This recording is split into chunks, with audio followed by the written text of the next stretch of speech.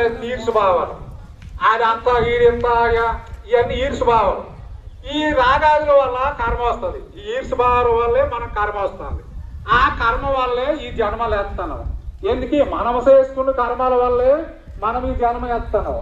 మరి ఈ నరకం పొందడానికి ఈ కర్మే, మరి స్వర్గం మనం జన్మ తైరించుకోవడానికి ఈ కర్మ. ఎందుకంటే మనం దుష్కర్మాలు చేస్తే, పాప కర్మాలు చేస్తే నరకానికి వెళ్తాము, మంచి కర్మాలు చేస్తే స్వర్గానికి వెళ్తాం, జన్మ రైతు పొందుతాం. ఏం చేయాలంటే నీకు స్వర్గం కావాలా, మోక్షం కావాలా, లేకపోతే జన్మ రైతు కావాలా, మరి నరకం కావాలంటే మన చేతిలో ఉంది. ఎవరి చేతిలో లేదు. ఎవరు భగవంతుడు లేదు, దేవుడు లేదు, దెయ్యం లేదు. అంతా మన చేతిలో ఉన్నది. మన నరకం పొందాలన్నా జన్మ రైతు కావాలన్నా మన చేతిలో ఉన్నది. అయితే ఈ జన్మ రైతు కావాలని చేయాలంటే మళ్ళా గురువు గారు చెప్తే ఆ గురువు గ్రంథాలు బోధించాలని చెప్తారు.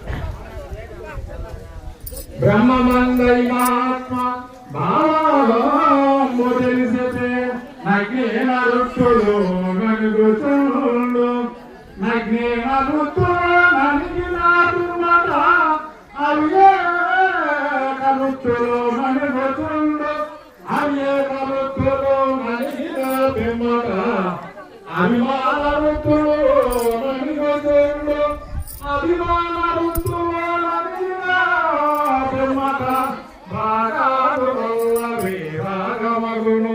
భాగములు పోయినప్పుడు కర్మ కర్మ నిర్మల జ్ఞానియగును. రమ్య గుణరామ భద్రాధిరామ పరశురామ నరసింహదాస సంరక్షత.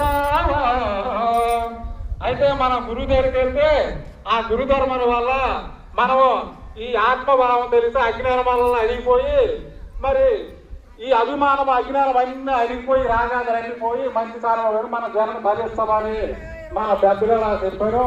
మరి ఇక్కడితో ముగిస్తుంది. ఎందుకంటే టైం చాలా ఎక్కువ అయిపోయింది.